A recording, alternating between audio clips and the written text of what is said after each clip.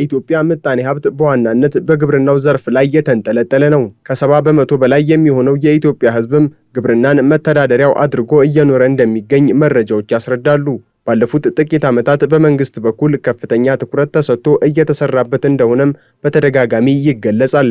ይህ በእንዲህ እንዳለ ግን በኢትዮጵያ በጥቅሉ ለግብርናው ዘርፍ እየቀረበ ያለው የፋይናንስ አቅርቦት ከእጥፍ በላይ መቀነሱን የኢትዮጵያ የኢኮኖሚ ባለሙያዎች ማህበር አስታውቋል። ማህበሩ እንደ አውሮፓውያን አቆጣጠር ከ2021 እስከ 2023 ባሉት ዓመታት ውስጥ የነበረውን የኢትዮጵያ ምጣኔ ሀብታዊ አፈጻጸም አስመልክቶ ባሳለፍነው ሳምንት ባወጣው ሪፖርት መሰረት በአገሪቱ ከ2006 እስከ 2012 ዓ.ም ድረስ ለግብርናው ዘርፍ ይቀርብ የነበረው ፋይናንስ 10 በመቶ የነበረ ሲሆን ከ2012 ዓ.ም ወዲህ ግን አቅርቦቱ ወደ 3 በመቶ ዝቅ ማለቱን አስታውቋል። በ2019 በኋላ ስናየው ከ2012 በኋላ በጣም እየወረደ መጥቶ አሁን ላይ ያለነው ከ3% ያነሰ ነው።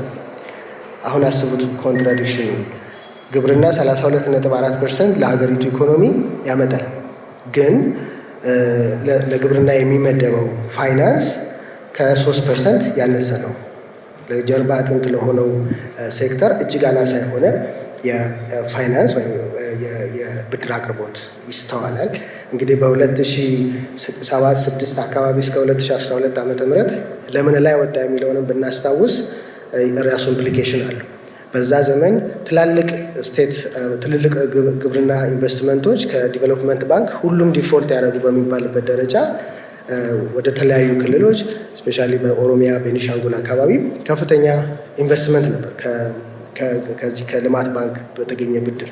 ግን ማናቸውም ወደ ስራ ገብተው ፕሮዳክቲቭ ካፓሲቲያችንን ማሳደግ ኤክስፖርታችንን ሰፖርት ማድረግ ሲችሉ አላየ። በሌላ በኩል ደግሞ ኢትዮጵያ ከውጭ የምታስገባው የጥራጥሬ ምርት መጠን በሀገር ውስጥ የመተካቱ ስራ በተወሰነ መልኩ መሻሻል እየታየበት ነው ተብሏል። የጥራጥሬ ገቢ ምርት በ5.3 በመቶ ቅናሽ እንዳሳየ የገለጸው ማህበሩ ኢትዮጵያ በጥራጥሬ ምርት በኩል ምጣኔ ሀብቷ አሁንም በገቢ ምርት ላይ የተንጠለጠለ ነው ተብሏል።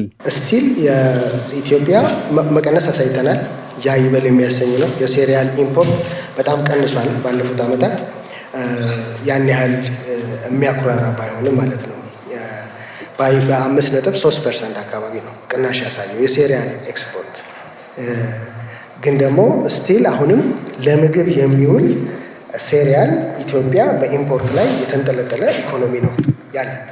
ያንን ነው የሚያመለክተን መረጃችን። ለሴሪያል ብለን የውጭ ምንዛሪ አሎኬት የምናደርግ ከሆነ ያንን ጠንቀቅ ብሎ ማሰብ እንደሚያስፈልግና ዘወያውት መፈለግ እንደሚገባ ነው ይሄ መረጃ የሚያመለክተን ማለት ነው። አሁን እየታየ እንዳለው የጥራጥሬ ገቢ ምርቶች በሚፈለገው ደረጃ መተካት ላለመቻሉ የተለያዩ ምክንያቶች የሚቀርቡ ሲሆን ከነዚህም መካከል ዘርፉ በበቂ ደረጃ አለመዘመኑና ለግብርናው ዘርፍ እየቀረበ ያለው የፋይናንስ አቅርቦት አለማደግ ተጠቃሾቹ ናቸው።